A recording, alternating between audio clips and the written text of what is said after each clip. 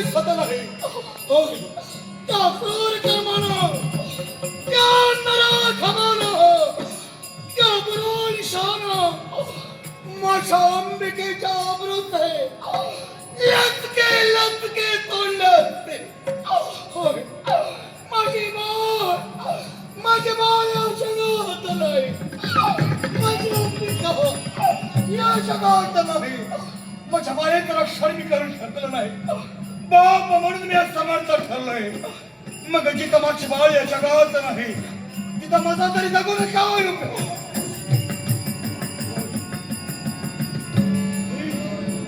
समोर दिसणारी विधी मला पुढे आहे.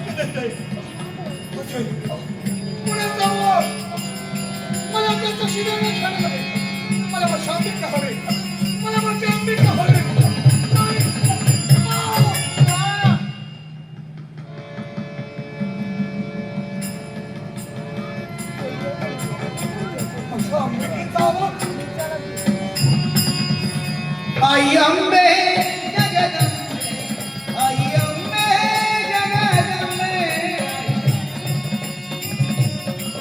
आई अंबे जगदंबे, आई गो भोला जगदंबे, आई गो भोला जगदंबे, आई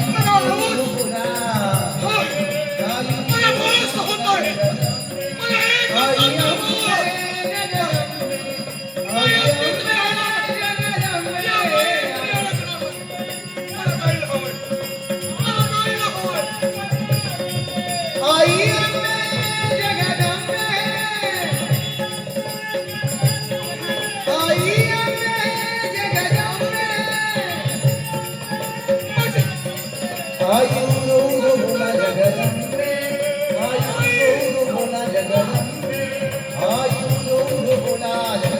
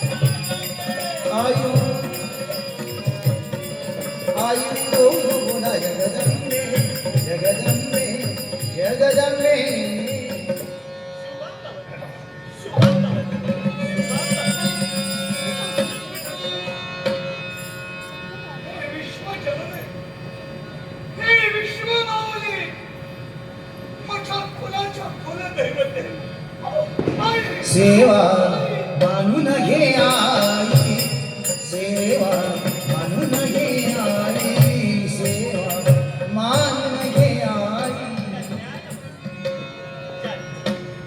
असा विचार का करत होतो? असं कोणतं पातक तुझ्या हातून म्हणून स्वतःचं जीवन संपवू का? मी विचार करतोय. मी विचार करतोय. आणि कोण सामान्य जगात असतं स्वतःच्या डोळ्यात एका मुलीच्या अमृत दिंडावळे निघतात. उघड्या डोळ्यानं पाहणारा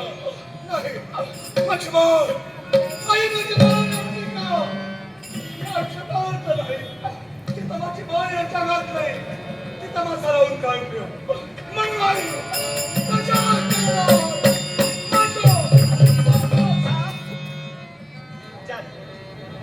अरे तुझी बाळ तुझ्या समवेत नाही पण तू स्वतःचं जीवन संपवू पाहत आत्मनाश करण्यासाठी तू तत्पर ठरतो. अरे अद्यापही तू मला ओळखलं नाही.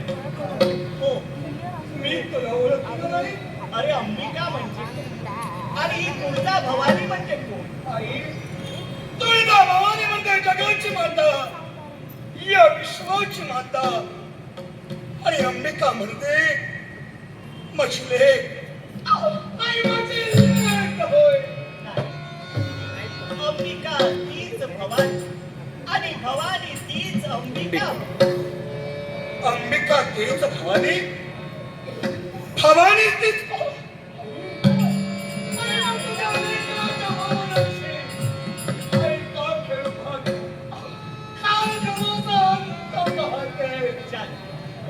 म्हणजे माझ्या शब्दावर अजूनही तुझा विश्वास नाही. तुला तुझ्या नेत्रानं पाहिजे. अंबिका तीच भवानी आणि भवानी तीच अंबिका हो पहाया. आयु उदो बोला जगदंबे, आयु उदो बोला जगदंबे, आयु उदो बोला जगदंबे, आयु उदो बोला जगदंबे, आई अंबे जगदंबे, आई अंबे जगदंबे.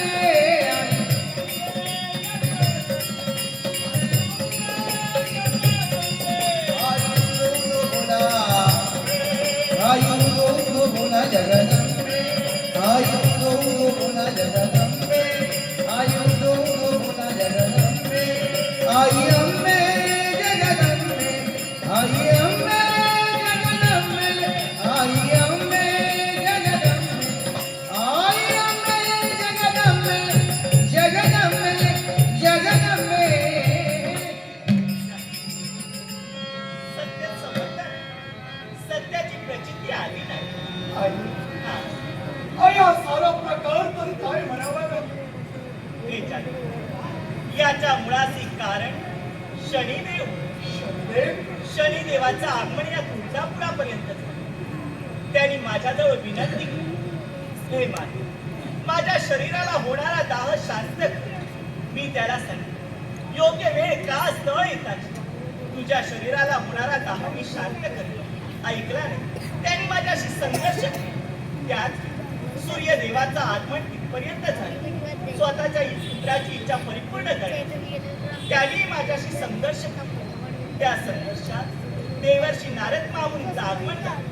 त्याला साक्षीला ठेवून मी सूर्यदेवाला भरवशाचा शब्द दिला, लवकरात लवकर योग्य वेळ काळ स्थळ पाहून त्याच्या पुत्राची इच्छा परिपूर्ण केली. म्हणूनच त्याच अरे जाने तुझी धर्मपत्नी यहलोकीची यात्रा संपून परलोकी गेली. तू तुझ्या जीवनात एकटा पडला. तुझा बंद असलेला तो म्हणजे तेलाचा घाणा चालू करण्यासाठी 2 व्यक्तींची गरज होती आणि 2 व्यक्ती तुझ्या संसारात नसल्या कारणाने तू हा व्यवसाय करू शकत नव्हता.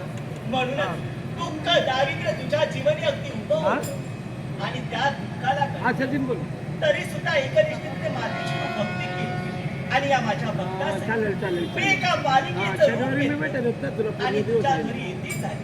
तुझा बंद पडलेला तेलाचा घाणा दोघांनी मिळून ती म्हणजे एक म्हणजे अंबिका आणि दुसरा म्हणजे आणि त्या तेलात घाण्यातून निघालेलं प्रताप तुम्ही एका पाषाणाला वाहिलं. आठवतंय, खाण्यातून निघालेला प्रथमचा तेल माझ्या अंबिकेच्या हट्टापायी मी एका पाषाणावर वाहिलं. ते पाषाणमध्ये साक्षात शनिदेव शनिदेव आणि तुम्ही तेल वाहिल्याच्या नंतर शनिदेवाच्या शरीराला होणारा दाह शांत झाला. त्याची कृपा तुमच्या देवी घराण्यावर सबोधीत राहील. म्हणूनच तुमचं दुःख दारिद्र्य दुरापासतं. सुखाचे दिवस तुझ्या जीवनी येऊ लागले. श्रीमंती तुझ्या समोर हात जोडून उभी राहील. आणि हे करत असताना तुझ्या सानिध्यात असणारी ती बाळ म्हणजे दुसरी तिसरी कोणी नसून ही विश्वाची विश्वजननी आदिमाया आदिशक्ती त्या म्हणावी लागेल. अस्थिर झालेलं दैवतत्व स्थिर करण्यासाठी माझ्यासारख्या सामान्य भक्ताला हाताशी धरलं आणि देवता तन्मय भक्तीचा पूर्ण अखंड बोध दे हे जगाला पटविण्यासाठी माझ्यासारख्या भक्ताला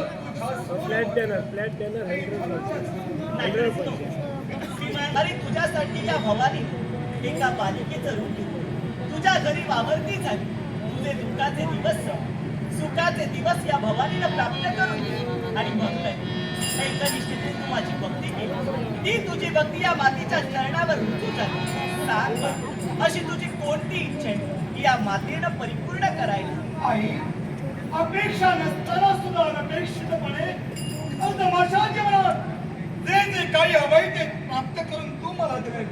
पण तरी सुद्धा आई देण्यासाठी जर का आली असेल आजपर्यंत ज्या चरणाची सेवा या चाणकोजीनं केली तीच चरणाची सेवा होय करण्याचं भाग्य याच्या पुढं माझ्या प्रत्येक पिढीतील प्रत्येक वंशजाला घडले एवढी तुझ्या चरणी सगळे प्रार्थना आहे. तथास तथास तथास. अरे मागून मागून काय मागितलं? या भवानीची भक्ती करण्याचं भाग्य. यावेळी माझ्या मानाच्या पालखीचा आणि पलंगाचा मान या क्षणापासून ही भवानी तुझ्या घराण्याला देते. आई हा. तुझ्या मानाच्या पालखीचा बहुमान या जानकुजीच्या घराण्याला चालेल. पुरा नगरातील भगताकडून पालखीसाठी दांडा येईल. पालखी तयार करण्याचा मान हा सुताराचा असतो.